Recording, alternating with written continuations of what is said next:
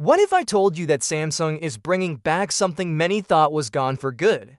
Yep, Exynos processors are officially returning with the Galaxy S26 series. And while not every model is getting one, the strategy Samsung is using will definitely sound familiar. So here's the story.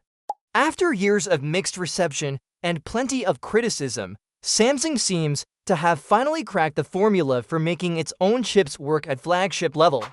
The upcoming Exynos 2600, built on an advanced 2nm process, is reportedly ready in time for the Galaxy S26 launch, and Samsung is confident enough to put it inside not just one, but two of its 2026 flagships, according to reports. The standard Galaxy S26 and the Galaxy S26 Edge will both feature the Exynos 2600, but the top-tier Galaxy S26 Ultra, that one's sticking with Qualcomm. Specifically, it'll run the Snapdragon 8 Elite Gen 2, which is shaping up to be one of the most powerful smartphone processors ever made. Now, this isn't the first time Samsung has played this game. In fact, it's almost like déjà vu. Just like in the past, the company is going back to shipping different chips depending on where you live.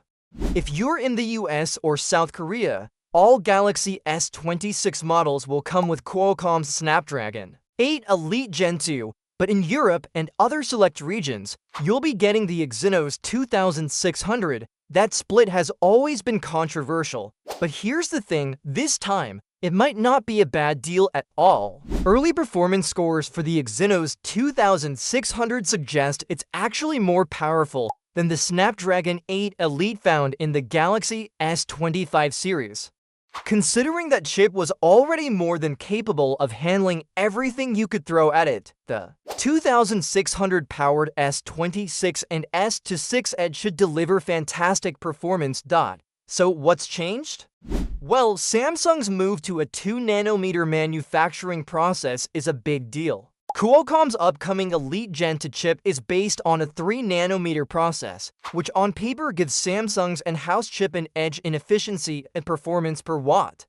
Of course, raw numbers don't always tell the full story, but it does show that Samsung's chip division is finally stepping up. That said, if you're the kind of person who wants the absolute best of the best with zero compromises, the Galaxy S26 Ultra is still the one to buy. No matter where you live, the Ultra will come with Qualcomm's Elite Gen 2, and early benchmarks suggest this chip is ridiculously powerful. Even with the 3nm design, for years, many of us wondered if Samsung could pull off with Exynos what Apple did with its own silicon. Apple proved that controlling both the hardware and chip design could create a major advantage.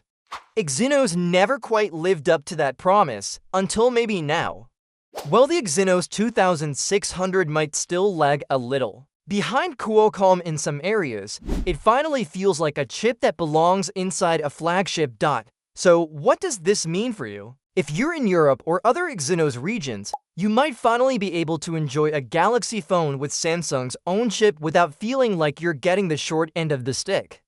And if you're in the US or South Korea, you can rest easy knowing you'll still get Qualcomm's best.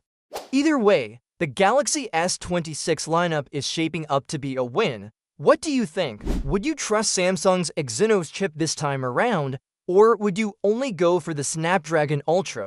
Let me know in the comments, and don't forget to hit like and subscribe so you don't miss the latest on the Galaxy S26 series.